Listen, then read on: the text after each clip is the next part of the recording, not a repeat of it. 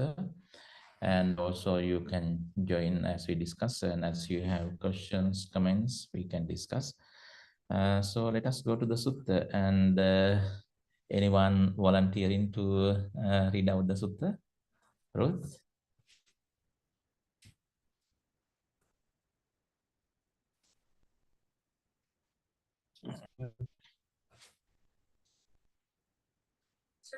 I'm traveling, so I have it on my phone.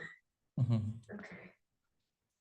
Thus have I heard. On one occasion, the Blessed One was living at Savatthi in Jeta's Grove, Anathapindika's park.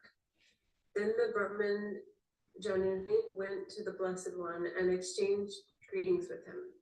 When this courteous and amiable talk was finished, he sat down at one side and said, Master Gautama, when clansmen have gone forth from the home life into homelessness out of faith in Master Gautama, do they have Master Gautama for their leader, their helper, and their guide? And do these people follow the example of Master Gautama? That is so, Brahman, that is so. When clansmen have gone forth from the home life into homelessness out of faith in me, they have me for their leader, their helper, and their guide, and these people follow my example. But Master Gautama, remote jungle thicket resting places in the forest are hard to endure. Seclusion is hard to practice, and it is hard to enjoy solitude. One would think the jungles must rob a bhikkhu of his mind if he has no concentration. Okay. That is so, Brahman, that is so. Yeah, go ahead. Yeah, remote jungle thicket, is that a good place to stop? Yeah, we can.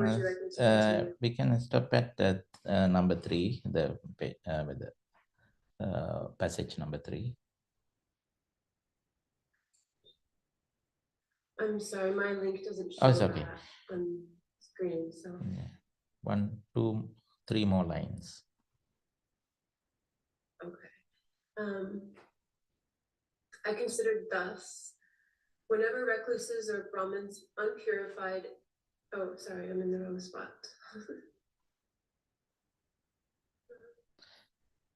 That is so, Brahmin. That is so. Okay.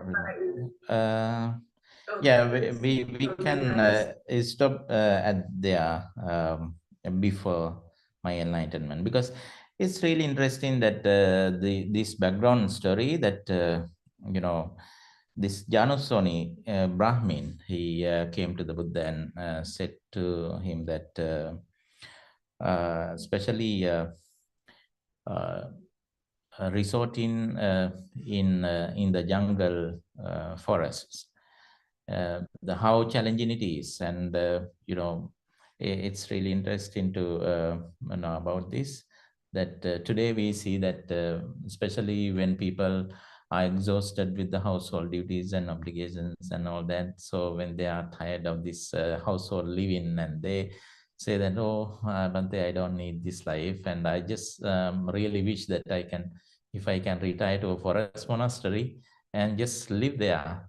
But to go to the forest monastery or to dwell in a forest, we need more qualifications than we do need here in this world, I mean, in the household life or in the urban cities. So this sutta is really interesting, that Buddha talks about the qualifications, that the homework that we need to do before we would go to forest.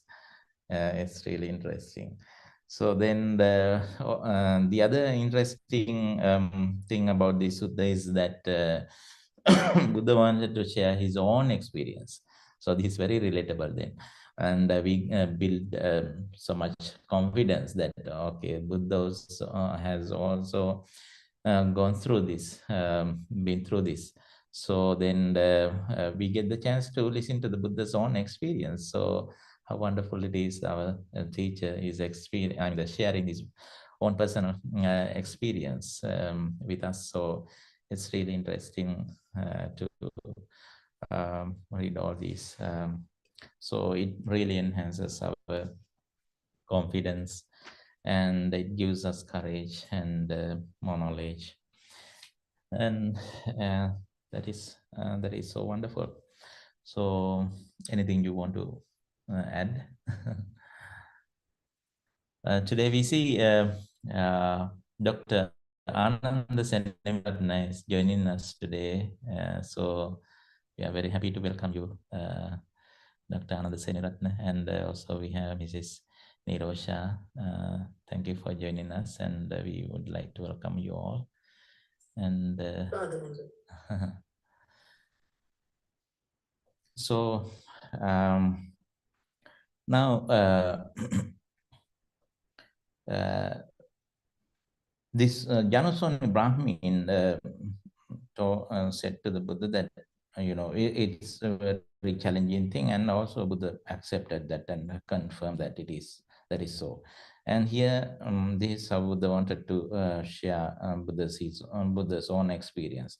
Before my enlightenment, while I was still only an unenlightened bodhisattva, I too considered thus remote jungle-chicken resting places in the forest and forests are hard to endure, and the jungles must rob Bhikkhu of his mind if he has no concentration. This is really interesting point that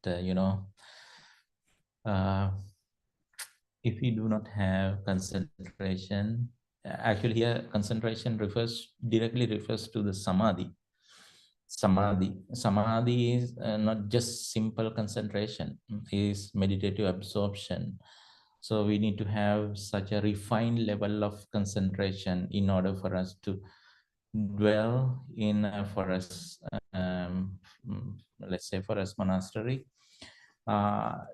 Unless if you don't have samadhi, it's really hard to you can still live, but it's hard to delight in the forest dwelling, because one reason is very obvious, that as we live a household life, or like the worldly life, gratifying our five senses with the sense stimuli, then we that's our food, that's the food we consume.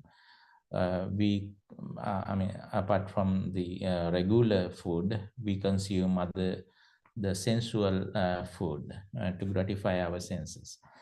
But if you were to reside in the forest with the same mentality, with the same mindset, then very soon you are going to get really tired of that life, because you are losing, you have nothing to delight in. You are deprived of your ordinary worldly pleasure, and also you are deprived of a spiritual attainment. So it's really tiring and exhausting, really disappointing thing. That's why most of the recluses and Brahmins, they once they would go to forest with so much passion and enthusiasm, but it doesn't take that long for them to return from the forest dwelling. So that is because of the lack of concentration. So concentration, samadhi, as far as samadhi is concerned, it's one of the essential things that we need to have as we dwell in forest abidings, forest dwellings. And here in brief, I mean, let me give you the map of this whole sutta, so then you can wrap your mind around this sutta. So otherwise, we get, we can get distracted and get scattered. Our attention can get scattered. So basically, the sutta talks about the challenging nature of forest dwelling, and also then Buddha wanted to confirm that yes, it is so. It is true that it is really challenging. So otherwise, you will confront with so much of difficulties. Like the fear and dreadfulness, and you will be overwhelmed by all kinds of negative thoughts and the disturbances, and a lot of hindrances there. So then, in order for us to avoid those obstacles, Buddha asks us to practice just three things. We need to practice virtues. The first section of this also has to do with the virtues, and then the concentration, the samadhi, and also the third part is the panya. So if you don't have these prerequisites, then for us, dwelling is going to be a really challenging thing. So that is the essence of the sutta. So let us draw our attention to the virtue part, virtues. So Buddha talks about the very essential virtues that we need to have, and also the unnecessary, like the evil, negative tendencies that we need to get rid of. So that is also mentioned here. So I consider that whenever close or Brahmins unpurified in bodily conduct resort to remote jungle thicket resting places in the forest, then owing to the defect of their unpurified bodily conduct, these good recluses and Brahmins evoke unwholesome fear and dread. But I do not resort to remote jungle thicket resting places in the forest, unpurified in bodily conduct. I am purified in bodily conduct. I resort to remote jungle thicket resting places in the forest as one of the noble ones, with bodily conduct purified. Seeing in myself this purity, this bodily conduct, purity of bodily conduct, I found great solace in dwelling in the forest. So, it's really interesting that, once we have this purification in bodily conduct, then it gives us a sense of satisfaction, sense of accomplishment, sense of security. So then it really provides us a very firm foundation so we can continue our practice. Bante? Yes. Namo Buddhaya. Yes, so it's a very important lesson, I think, especially in many of the suttas we talk about aranyagatoa, Mhm. rukkamulagatoa, sunyaragatoa, garagatoa. So the monks who want to go for kaya viveka, that bodily solitude or leisure, they used to go to forest. They used to go, practice underneath the trees and the caves, and like empty houses, where they actually encounter many unforeseen situations.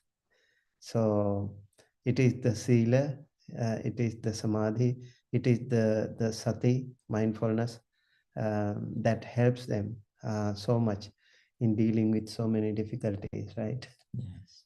So I think many of us, whenever we get alone, or whenever we get like away from the others, all by yourself, maybe in a forest, maybe in a desert, maybe even in the middle of the sea, if you are alone, you feel so scared. Yeah.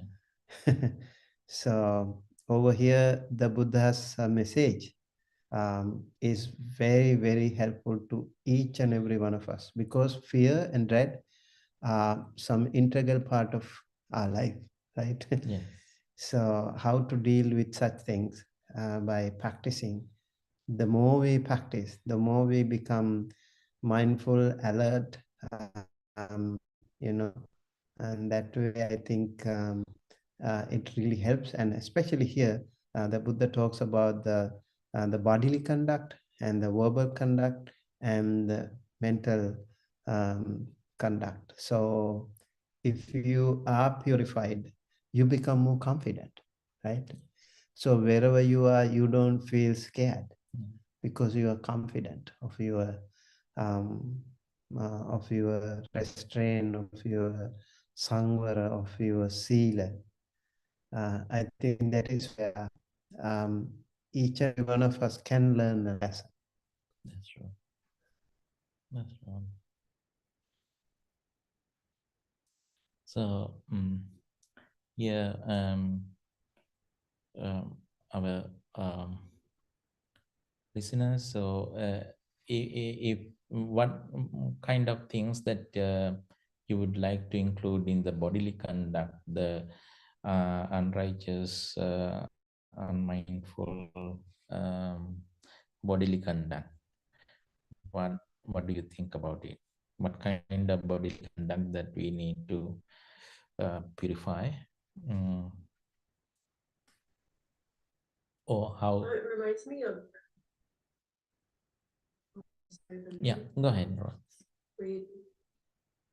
It reminds me of the others, the sutra about all the taints. I guess it was the second one where it talks about it needs to be abandoned by judicious use. Right?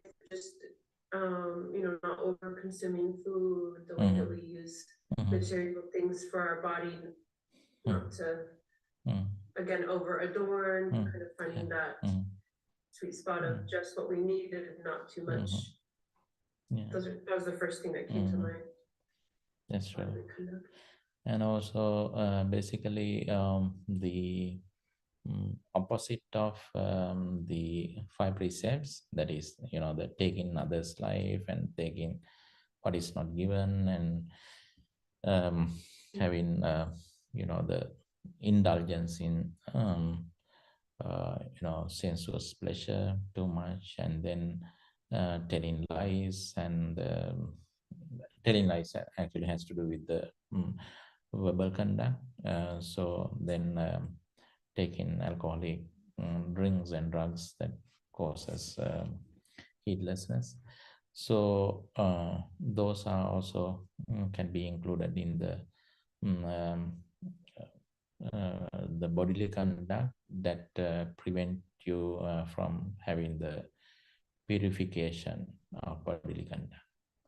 So in order for us to purify our bodily conduct, we need to establish ourselves firmly on those moral grounds where we don't take others' life, and we refrain from taking what is not given, like the stealing and all those five things.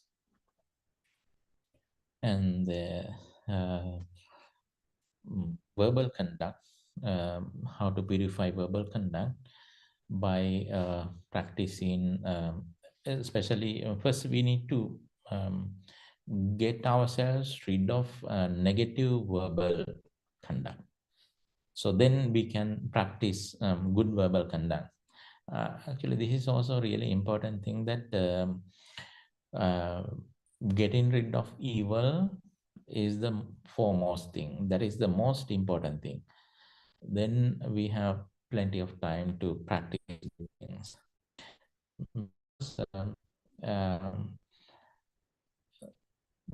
It is not it is still possible for someone to engage in good conduct while still having those negative conduct. So the very first thing Buddha emphasize is that we need to get rid of the evil, negative side. So being non-malevolent is far greater than being benevolent. We can say far benevolent, but it's so benevolent than be so important than being benevolent, being non-malevolent.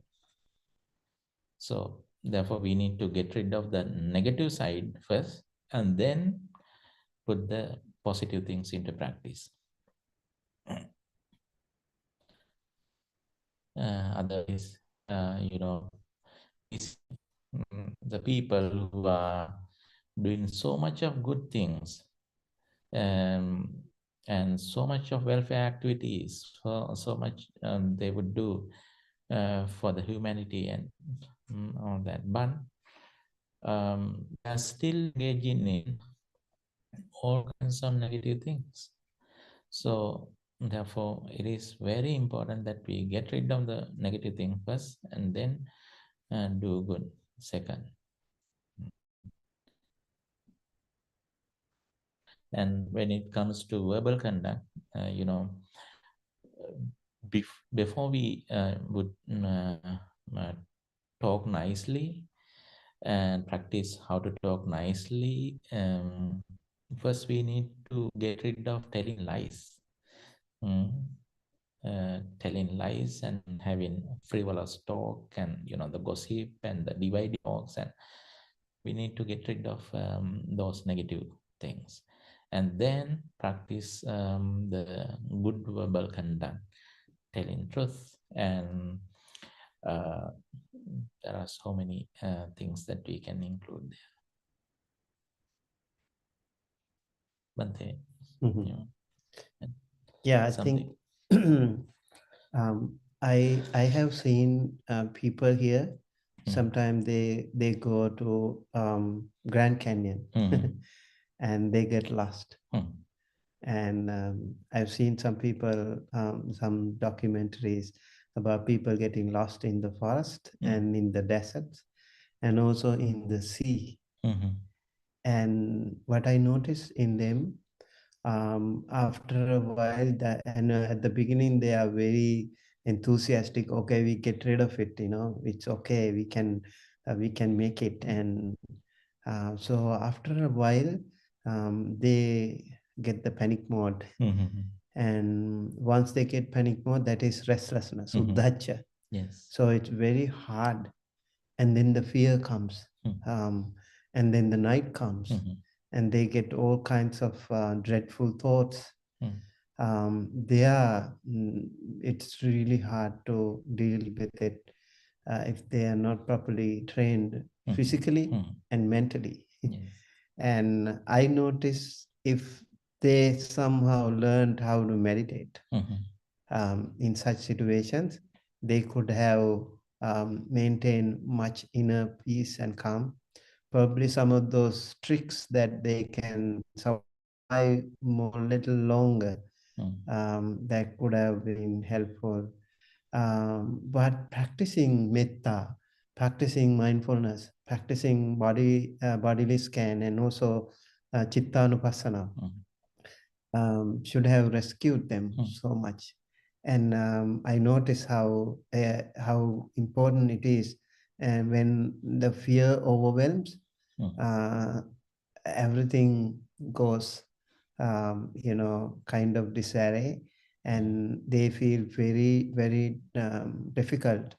And this is where they sometimes, even in the groups, even if there is a group, they fight with each other. Their brain gets confused, and then they argue with each other, they point fingers at each other, accuse each other, and they fight, physical fight, verbal fight, all these things happen.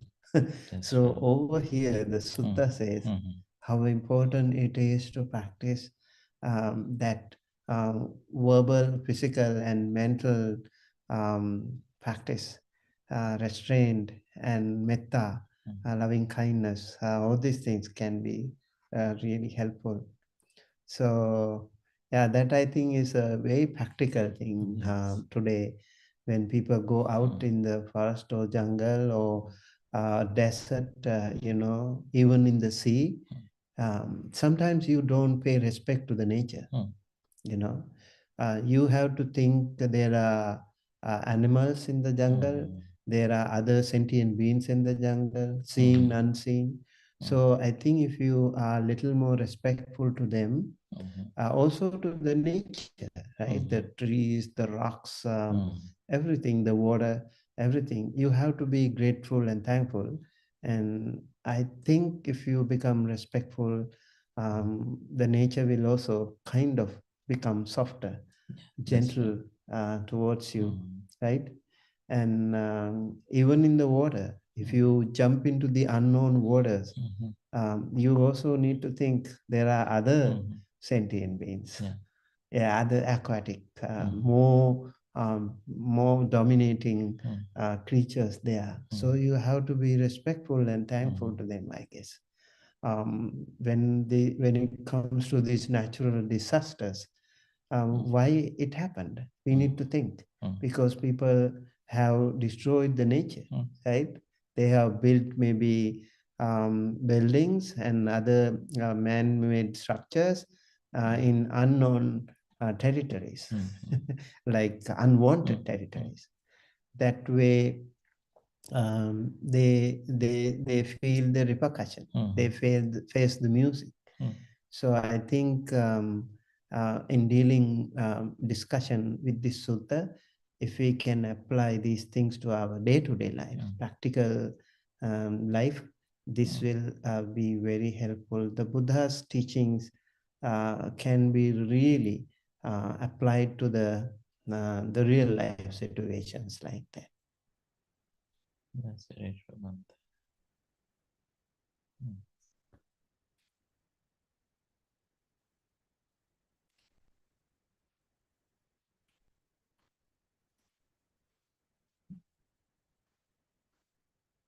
With that reflection, let's continue from there. And what are the other aspects that Buddha wanted us to reflect on? I consider as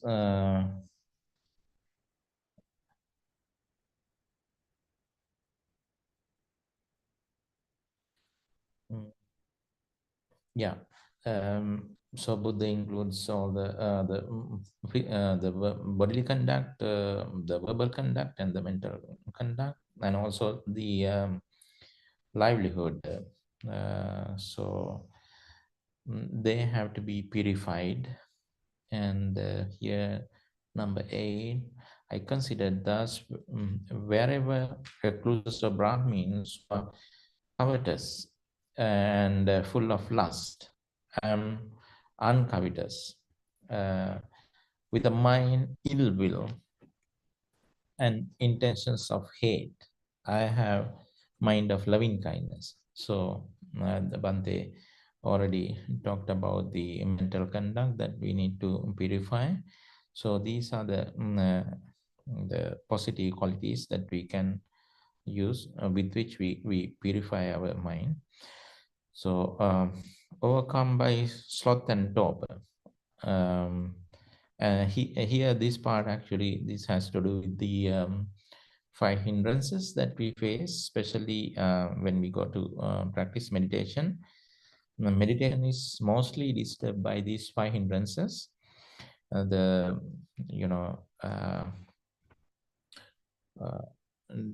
sensuous desire and anger, sloth and torpor, and then restlessness, and then the doubts.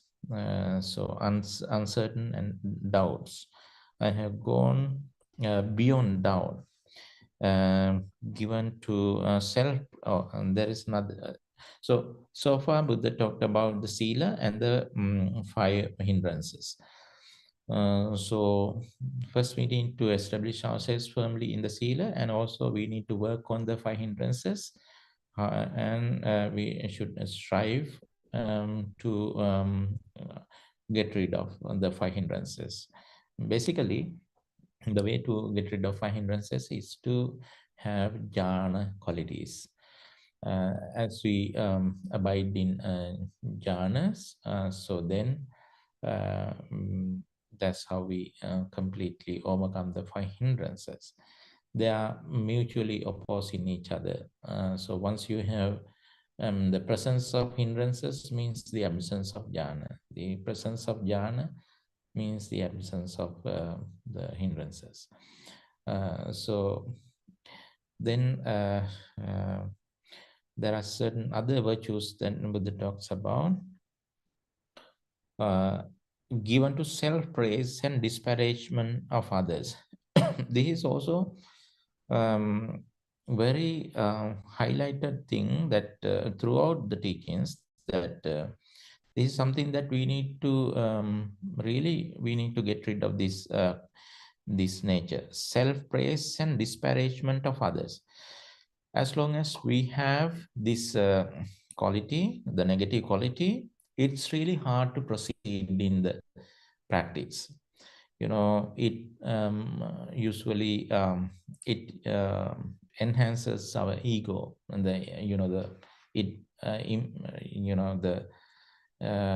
it broaden our ego.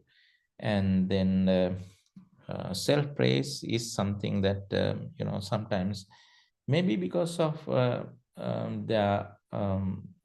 they may be right, for a right reason, that they want to say that, okay, I'm right, and what I'm practicing is true, and what others are following is not true. And then we praise ourselves and also disparage others. So then the result is that we engage in a lot of self, what do you call,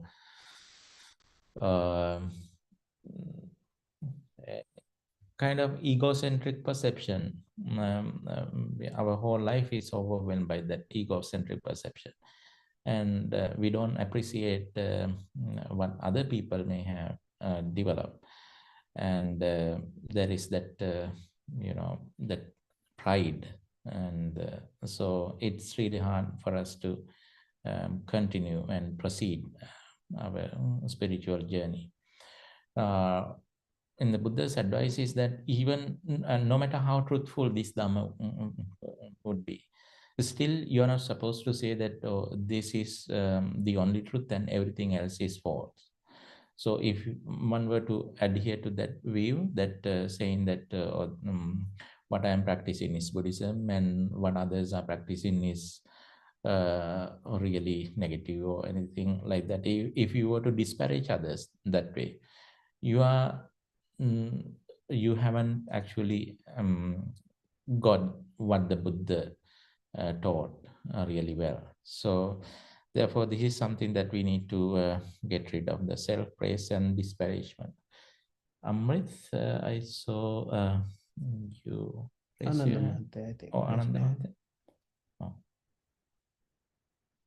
Anandamata. Yes, when you mentioned the 5 hindrances, according to the, I remember, according to the Avijja Sutta, the Trida Duscharita, right? The Trida Duscharita is cause for the 5 hindrances. So then I lowered my hand because I remember now when you started the Sutta today, actually you mentioned the bodily conduct, bodily misconduct, and mental misconduct, and verbal misconduct. So now I got the connection between those 3, which are actually the root causes for 5 hindrances. Am I correct? Right? Yes, that is true. But I mentioned that the complete absence of the 5 hindrances are seen in the presence of the jhanas. Okay. So, I see. Yes. Okay, I see the connection now. Right. Thank you, Teron-san.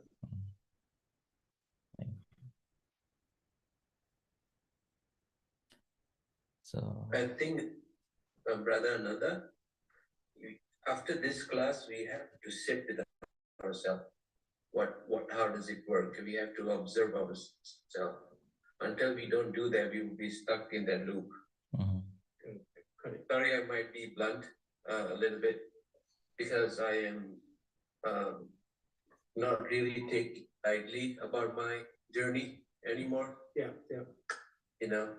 So I'm actually kind of very humbled by how much we don't know, Of course. and we can never know. So that and the only way, because it's in the very beginning of the sutta, Master Dhamma would be for their leader and their helper. So when somebody else leads, I think it's a good start. You know, I went through that too to understand, but the magic or the real thing happens when we sit down with ourselves. And I am I'm really struggling to even complete my sentence because we don't know how unmindful we are, but when we are mindful, the answer is itself. The connection that we think we see can only be verified if we sit down and investigate ourselves. And if we can do while we are elevated, somehow we just sit down and just take the courage and surrender to Buddha. Hopefully, we can understand. No, I got what you're saying. You're right. Yep, thank you. Yes, and the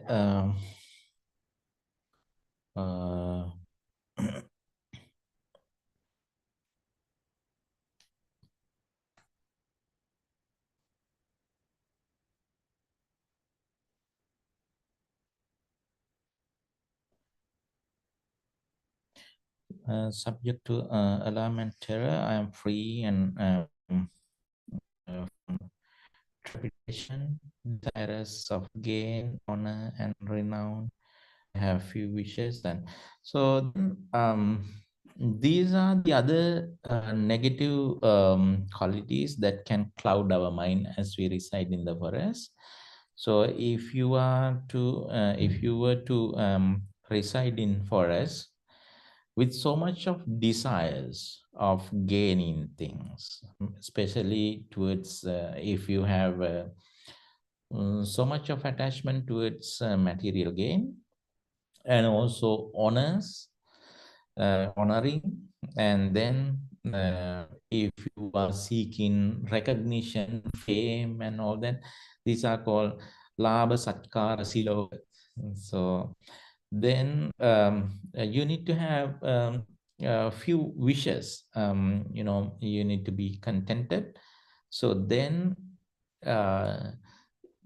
you are residing in the forest forest place becomes very very pleasant one. Because if you were to overwhelmed by all these negative wishes, negative thoughts, then it's really hard for you to focus on meditation. And also the laziness want in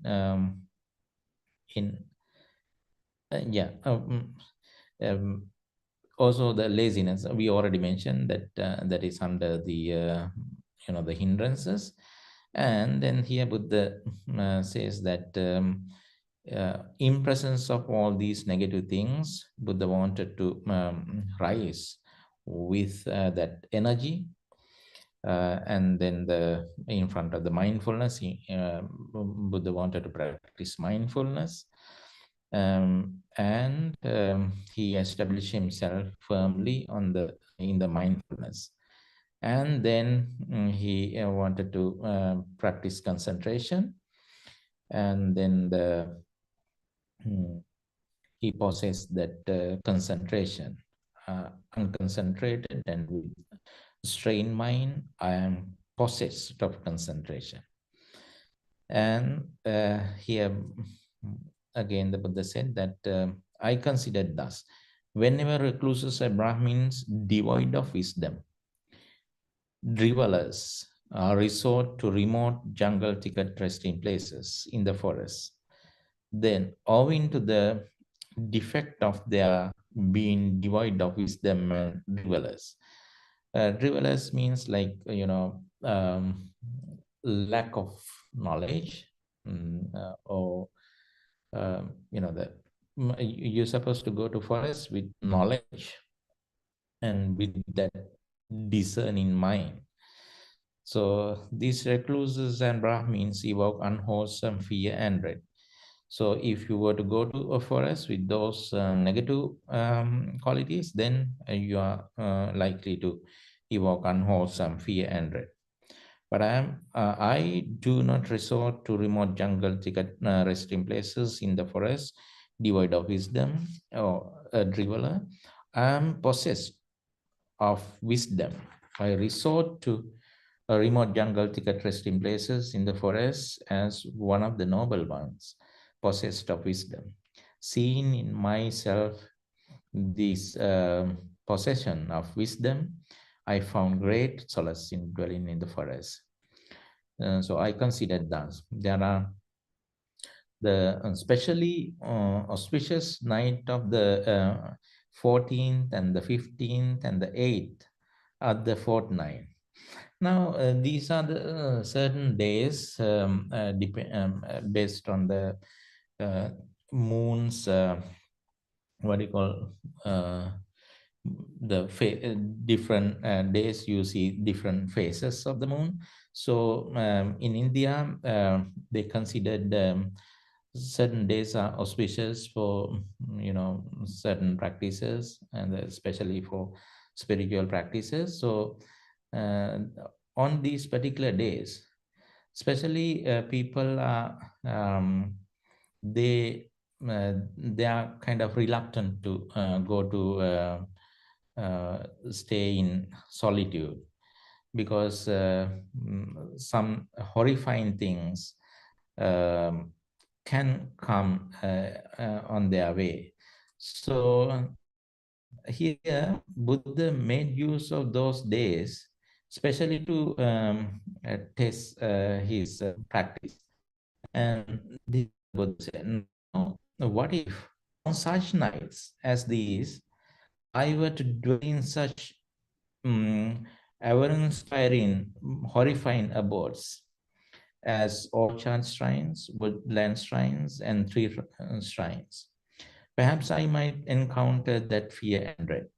And later on such specially auspicious nights as these 14th and the 15th and the 8th of these of the fortnight, I dwell in such inspiring, horrifying abodes as orchard shrines, woodland shrines, and tree shrines. So I think Bante Sumita already mentioned about this, how people encounter these kind of experiences as they dwell in, especially when they are lost in forests or in certain places like deserts and the middle of the sea, and how much how traumatized they get. So, and the whole thing, Bante Sumita already shared with us. And so the same thing can happen to anyone who is going to the forest monastery without this, preparation, without preparing themselves spiritually. So then Buddha, when they went to the forest with that, with that confidence, because he was very confident in his practice, in his spiritual attachment. He has already this sila and samadhi and also panya. So he was able to overcome the, disturbing things and the other disturbances, occurring in the forest monasteries. Sometimes it's just even the falling of leaves or the sound of the animals can make you scared. But if you really practice these virtues, and if you establish yourself firmly on these virtues, then you can easily overcome all those obstacles. And then also that if the Buddha were to encounter any such difficulties, or like the negative experience, he wouldn't change his position. He wouldn't shift it to another position until he overcome that negative emotion, or like the, what do you call, obstacle. While I walked, the fear and dread came upon. I neither stood nor sat nor lay down till I had subdued fear and dread. While I stood, the fear and dread came upon me. I neither walked nor sat nor lay down till I had subdued that fear and dread. It's really interesting thing that we can also emulate that. If you were to encounter any very strong negative emotions, if it is coming to you while you are sitting, then before you would get up, then if you can subdue it, that determination is really powerful. So then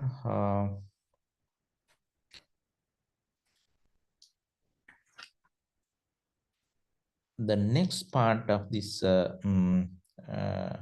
discourse, it is going to be dealt with the concentration, samadhi, and also the panya. So it's really interesting part. There are the Brahmins, some recluses and Brahmins who pursue. Okay. Another interesting thing Buddha said here, that certain Brahmins and the recluses, when they go to forest monasteries, they get so much hallucination that sometimes they can't remember whether it is the day or night, because they are perplexed and they are deluded. But Buddha was very mindful of everything. But I perceive night when it is night, and the day when it is day. Rightly speaking, here the Buddha said that, rightly speaking, were it to be said of anyone, a being not subject to delusion has appeared in the world for the welfare and happiness of many, out of compassion for the world, for the good welfare and happiness of the gods and humans. It is of me, indeed, that rightly speaking, this should be a very interesting point that the Buddha made. So then we go to the samadhi, samadhi section. So we go to the samadhi section. Have anything to add? Anything to ask? Any questions, comments so far?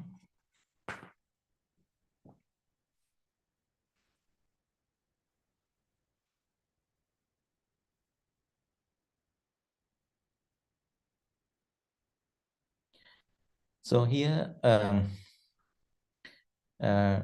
again, Buddha said that tireless energy was arousing in me and unremitting mindfulness was established. My body was tranquil and untroubled. My mind concentrated and unified. So then the first samadhi, this is the nature of the first jhana. Quite secluded from sensual pleasure, secluded from unwholesome states, I entered upon and abided in the first jhana, which is accompanied by applied and sustained thought, with rapture and pleasure born of seclusion. So this is the nature of the first jhana. It's a very refined level of happiness, the first jhana. Once you come to the first jhana, your mind is so pure, and you don't see any signs of the five hindrances. So then you can easily turn your mind to the second jhana, and if you wish, you can go to the third jhana and then the fourth jhana. what about the first, the second jhana? This is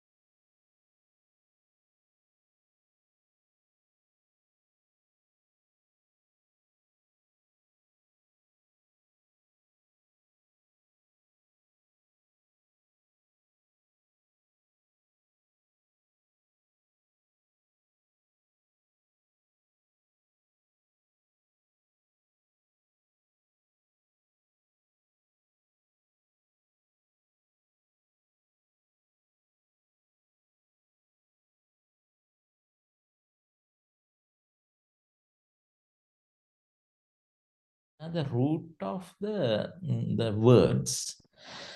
Vitaka means you you are having the initial thought, okay? But you know, even though you are silent in verbally, you are silent, but still you see your mind is talking. So this monologue is going on continuously in your mind. So how the monologue continues? So you give rise to one thought and then think about it, and then you wrap that mind with another thoughts. So you apply one thought and then sustain upon it. So that's how it continues. But once you come to the second jhana, you see the complete cessation of the applied thought and the sustained thought. So even the root of your words, they are absent in your mind, because the level of happiness is so refined and so higher that you don't need to even think about it. So when you come to the second jhana, with the stilling of applied and sustained thought, I entered upon and abided in the second jhana, which has self-confidence and singleness of mind, without applied and sustained thought, with rapture and pleasure born of concentration. So in the second jhana, you have the rapture, very refined level of happiness, and then the concentration and the pleasure, the rapture and pleasure born of concentration. It's like you have this spring, just like the spring water. So the happiness is just coming, the overflowing from this spring of concentration. So you don't have to even think about it. It's always present, that so refined level of happiness is all inside.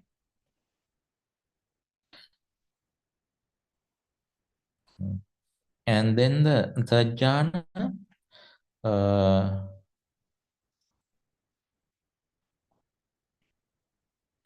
with the fading away and as well of rapture, I abided equanimity and mindful and fully aware. Still feeling pleasure with the body, I entered upon the abided in the third jhana, on account of which noble ones announce he has a pleasant abiding, who has equanimity and is mindful. So as far as this third jhana is concerned, this is the jhana that even the noble ones, they prefer to be in. So it is full of equanimity and mindfulness. And then when it comes to this fourth jhana, with the abandoning of pleasure and pain, when it comes to the fourth jhana, even the pleasure and pain, and even the pleasure is also an obstacle for you to experience the, experience the most refined level of happiness. So then abandoning of pleasure and pain, and with the previous disappearance of joy and grief, I entered upon the and abided in the fourth jhana, which has neither pain nor pleasure, and purity of mindfulness due to equanimity. Due to equanimity, you have the complete purification of, you have purified mindfulness. Your mindfulness is at a very higher refined level, and so is your equanimity once you come to the fourth jhana. And this is the jhana after which you see a complete purification of your mind. I mean, the purification of your mind in the jhanas. So your mind, the nature of your mind is explained here after that. When my concentrated mind was thus purified, brightly unblemished, or rid of imperfections, malleable, widely, steady, and attained to the imputability, I direct it to a knowledge of the recollection of the past lives. So once you come to this level, especially after the fourth jhana, your mind is so workable, so soft, so you can direct it to other higher cognitions. This is what the Buddha said. Usually this part is always you see repeatedly mentioned in the suttas, that evan samahite chitte parisuddhe pariyodate anangane mudubhute vigadupaklese, and so on. So it talks about the malleability and the workability of your mind. So your mind is so refined, your happiness is so refined that you can direct your mind to experience other higher cognitions. So from here on, Buddha talks about those higher cognitions Buddha experience right after the fourth jhana. So he recollected, I directed it to the knowledge of recollection of the past lives. I recollected my manifold past lives. That is one birth, two births, and so forth. He continued to see the births in eons and eons ago. So he could obtain that higher refined level of retrocognition. And this is the first true knowledge attained by me, and the first watch of the nine. The ignorance was banished, and the true knowledge arose. Darkness was banished, and light arose. Happens in one who abides a diligent, ardent, resolute. When my concentrated mind was thus purified, bright and unblemished, rid of imperfections, malleable, widely, steady, and attained to the imperturbability, I directed it to knowledge of the way and reappearance of beings. So this is where Buddha wanted to direct his mind to see how beings are born into different realms of existence in accordance with their karmic potentials.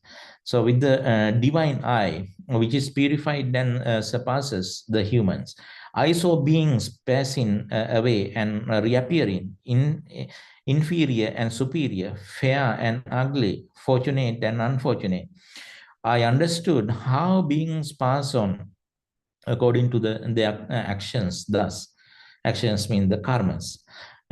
These worthy beings who were ill conducted in body, speech, and mind, revilers of noble ones, wrong in their views, giving effect to wrong views in their actions on the dissolution of the body after death, have reappeared in the state of deprivation. So they are born in lower realms of existence, in a bad destination.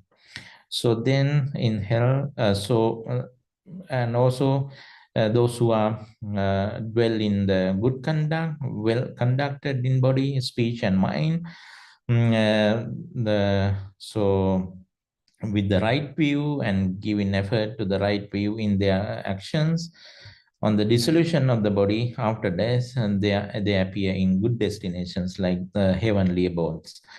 Thus, with the divine eye, which is purified and surpasses the human, I saw beings passing away and reappearing, inferior and superior, fair and ugly. So this is how the Buddha saw how beings are born into their different realms of existence in accordance with their karmic potential. So that was the second knowledge Buddha gained after the fourth jhana. This was the second true knowledge attained by me in the middle watch of the night.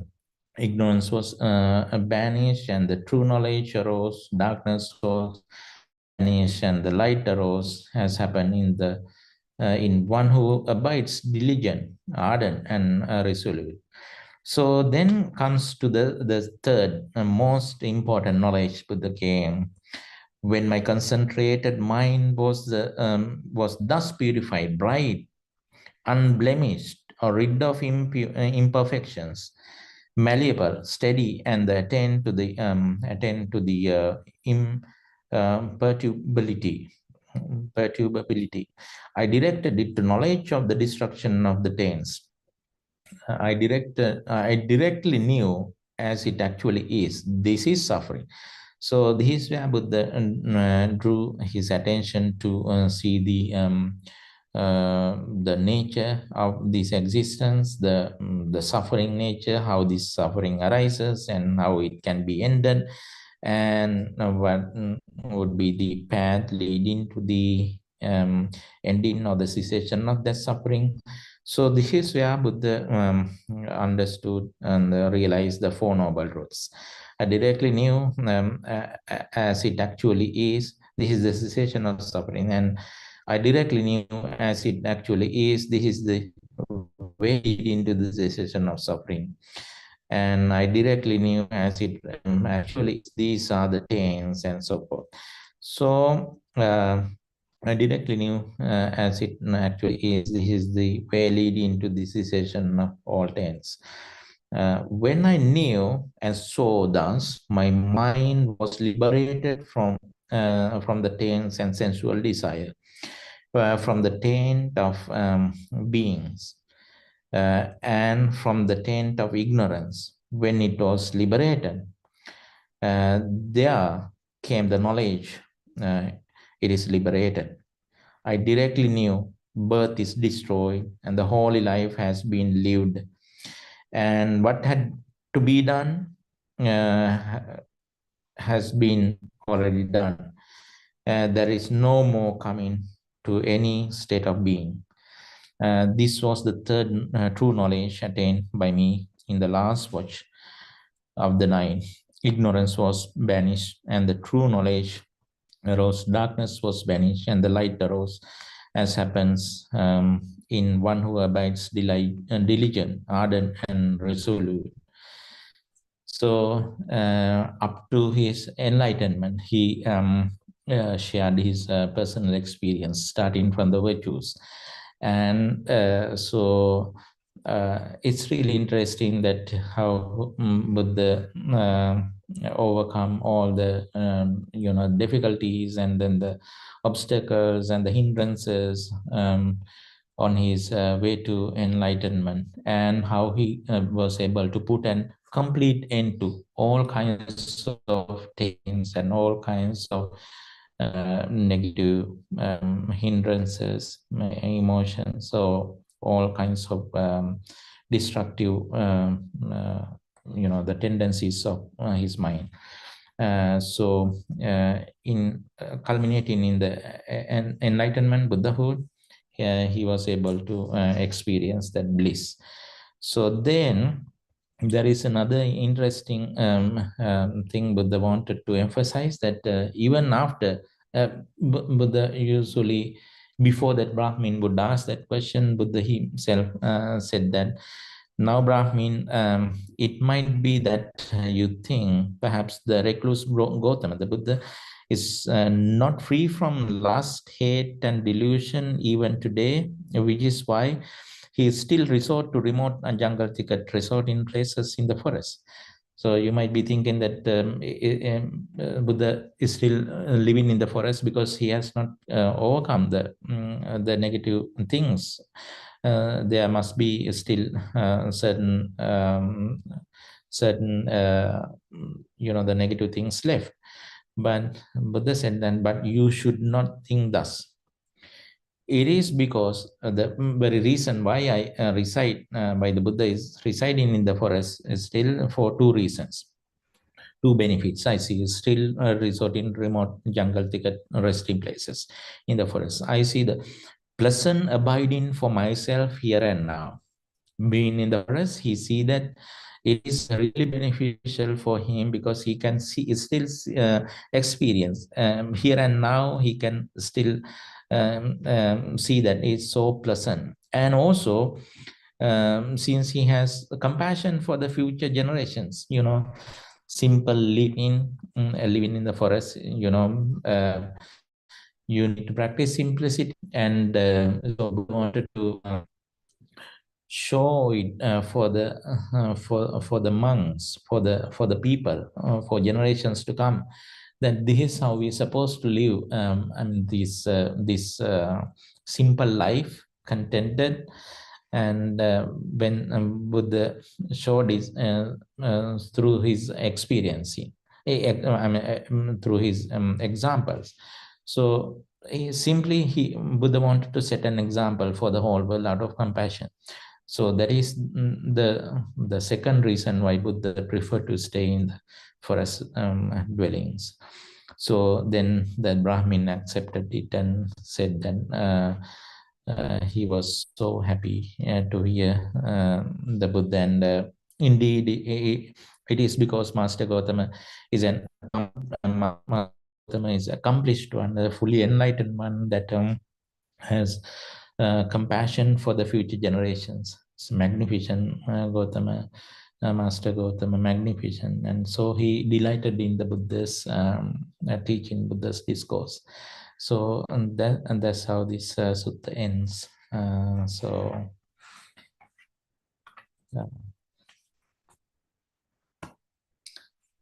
Any questions and comments? It's good that we concluded our sutta today, and but if you were still, if you are still having certain doubts, and then the things to get clarified, then you may refer to the sutta again. And sometimes if you go to the suttacentral.net, you will see some discussions also attached to this particular sutta, and there you can see some other the views and the contributions to these sutta discussions from many monks and the scholars. So then it can enhance your knowledge, and also it can clear your doubts too. So, Bante. Yeah, I think, thank you, Bante, so much for completing the Sutta number 4 of Majjhima Nikaya. which gives us a very solid foundation for the spiritual path right from the beginning. When you practice, some people meditate and they get scared. Some people meditate and they get overwhelmed with other problems, issues, questions in their daily life, or they have difficulty in concentration. We need to go to the root cause. As the Buddha said here, when he was in the forest, he heard the breaking of the twig by a peacock or a deer, and then you get scared. Without going to further details, you get scared and you get panic. And the Buddha said he would not change his posture until he sorted out the whole thing, what was really going on, what was that sound all about. And he noticed that, oh, it was just the breaking the twig by a peacock. And then he knew it. And then he heard another sound, and that was the sound of the deer. So it's really important. Many people, they get they panic because they don't go to the root cause of the situation, the problem. The Buddha's teaching, I think the Four Noble Truths is all about that, right?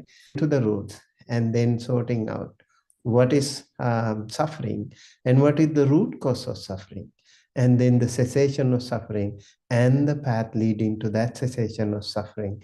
It's beautifully treated in a different fashion here in the Majjhima Nikaya, Bhayabhairava Sutta, the discourse on fear and dread. I think this is a very, very solid sutta, very good one, all the way to the final liberation. And I would also like to highlight this fact.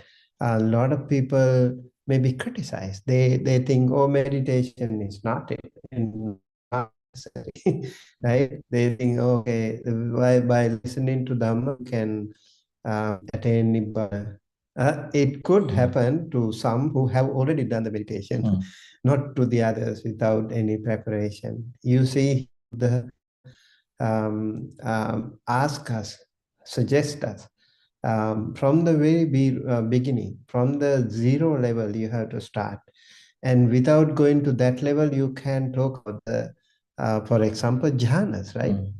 You can talk about, you can say, oh, the second, when it comes to second jhana, the vitakka vichara, not necessary. Until you attain the second jhana, you can talk about that. You can talk about like vitakka vichara, applied thought and sustained thought is not necessary because you have not been there. So that experience is really important. First-hand experience is really important. We have to self-investigate. We have to realize ourselves, and then only we can say, oh, now I don't need it anymore. And even the Dhamma, for that matter, right? It's like a what do you call, rowing boat that can help you cross the stream. And once you cross the stream, you don't need it anymore to carry it over your shoulder. But until you cross it, you need it. Similarly, we need even our five aggregates, even our body we need, right? If use this body, if you don't what do you call, practice or cultivate metta to our body, ourselves, you can even attain Nibbana. So we need to use this body, these five aggregates, to get rid of this ignorance, this suffering and everything. So these are tools that we need to remember, very handy. I think this whole the order of hierarchy, like the very first thing is to purify our body and the words and the speech and the mind. And then you can see slowly how we can attain jhanas, absorptions, whatever they call in English, maybe not the best translation. They are jhana, very important. And then you can think of going further powers like Dibba Chakku, Dibba Sota, Parachitta Vijanana, Chuttupapata, right? Asavakkaya, the final liberation, they will come to you only when your sila, the foundation is strong. And when the sila, the foundation is strong, you can have a very steady platform of your samadhi concentration, unification of your mind. And then I think the wisdom will come on its own, right? Yes. You don't really have to dig for that. Wisdom will come on its own when your mind is complete harmony and tranquility, which is really the challenge that is lying ahead all of us. I think with that insight meditation, that vipassana, that final realization is a possibility. And this sutta is a really beautiful one. Just reading it, just listening to it can itself be very inspiring and motivational. And thank you. Thank you. Can I ask one last question? Yeah, sure. So we can gain jhana only from the breathe in, breathe out meditation, right? We will never be able to get jhana from metta meditation or walking meditation or other 39 meditation techniques that the Buddha has mentioned in the Samasataris Kamathan 40 meditation types. Only from the breathe in, breathe out meditation. Right? No, actually you can gain all the samadhis even with the Buddhanussati Bhavana, with any of those 40 some meditation techniques. You can gain the samadhis.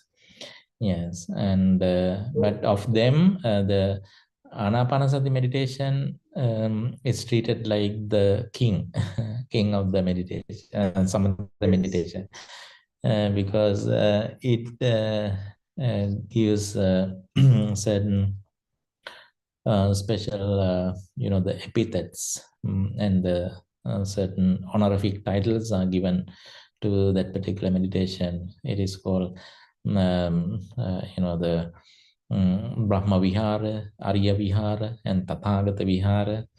Brahma Vihara, in the sense that it is considered to be a kind of sublime dwelling, Anapanasati meditation, and it is also called Arya Vihara.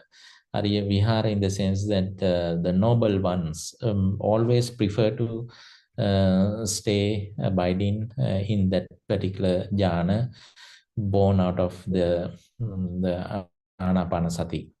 And then it is called Tathagata Vihara. Even the Buddha himself preferred to stay in the Anapanasati Samadhi.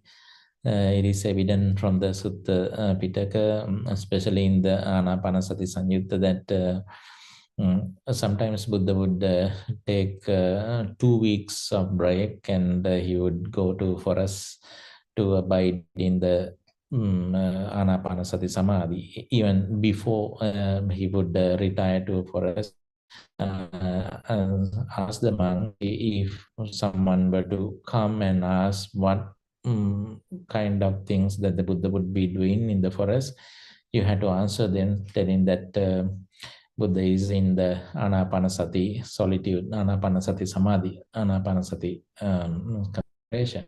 So it is therefore very evident that Buddha really preferred this meditation. In fact, that is the meditation Buddha made use of when he attained the enlightenment. So, but it doesn't mean that that is the only way that we can gain the jhana. So we can practice any of those samatha meditations and gain samadhi. Yeah, thank you. May I add to that one thing? Yeah, sure. If you look at 24, 23, what we went through, the key points are quiet, being of applied and sustained thought. All that keyword doesn't really specifically by this meditation, you get this. That's not how it works. So what Buddha is trying to say here, Buddha is saying his journey, right?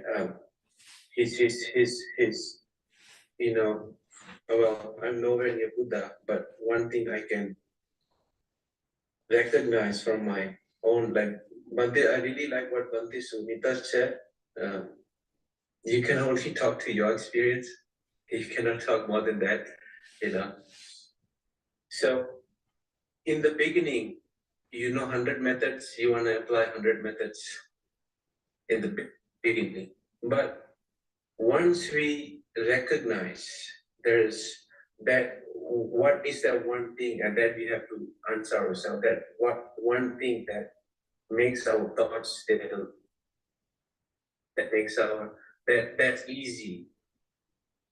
So we too complicated, and because we know too many things, and then we can logically understand too many things, and it makes sense. And we just have to, I would say, if you could try one by one, all the whatever, try it and figure out it for yourself.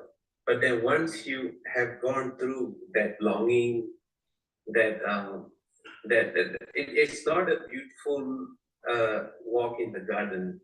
It's a painful, long, tedious process. And then hopefully you get so frustrated and so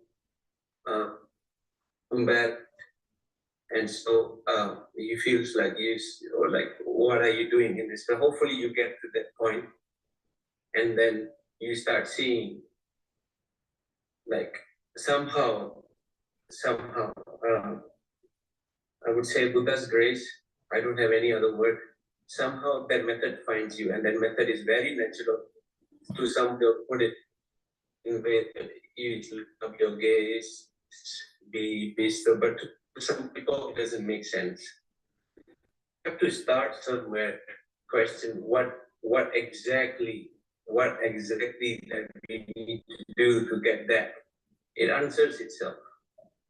And then the time that works, what we should pay attention is this.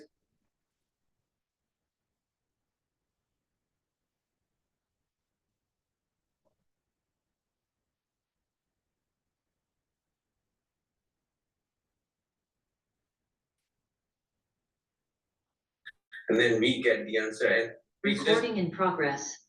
We just don't get the answer, we are the answer, something like that.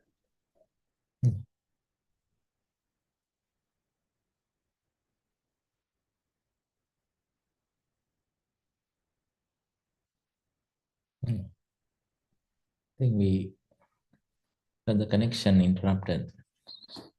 So we are back again. We can continue. We don't. Yeah. Yeah. I was just saying, our focus should be, is feeling my thought is really happening? Is my thought really going down? Or by doing some practice where it gives more? Initially, yes, if we could try 100 steps, let's try 100 steps. But eventually, if we are honest with our journey, what practice is, it naturally comes to ourselves. You know, and how that works is, I don't know.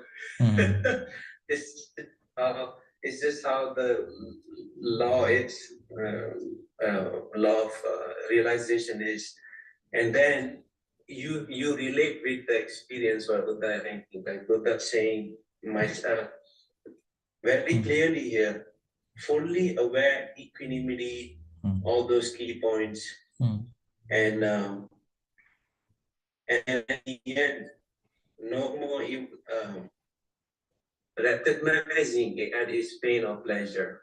You know, you are in such an absorption where there's no second some branch of your mindfulness comes out and identifies if that is pain or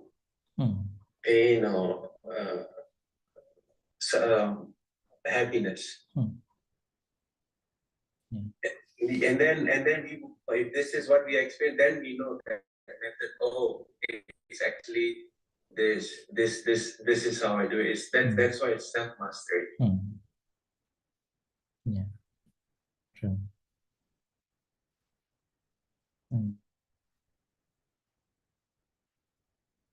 Rupante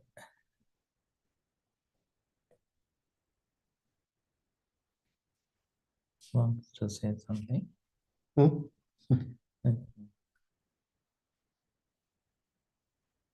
We got the connection lost. Really? I think we can see them, right? Yes, them. Is it stuck? Somewhere. Oh, stuck. Seems like the connection is very poor today. So with that, shall we conclude? Okay. Let us conclude today's session. Sure. Yeah.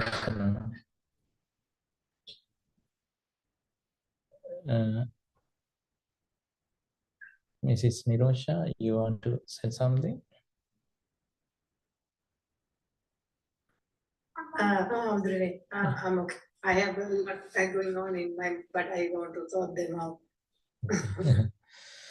Okay, then. To understand. Okay. Yeah. Okay, let us conclude today's session with the blessings to everyone.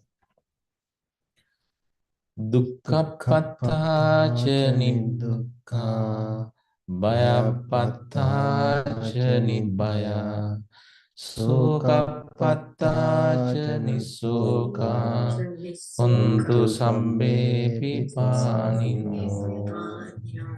May all beings be well and happy. Sadhu, sadhu, sadhu. Thank you. Sadhu.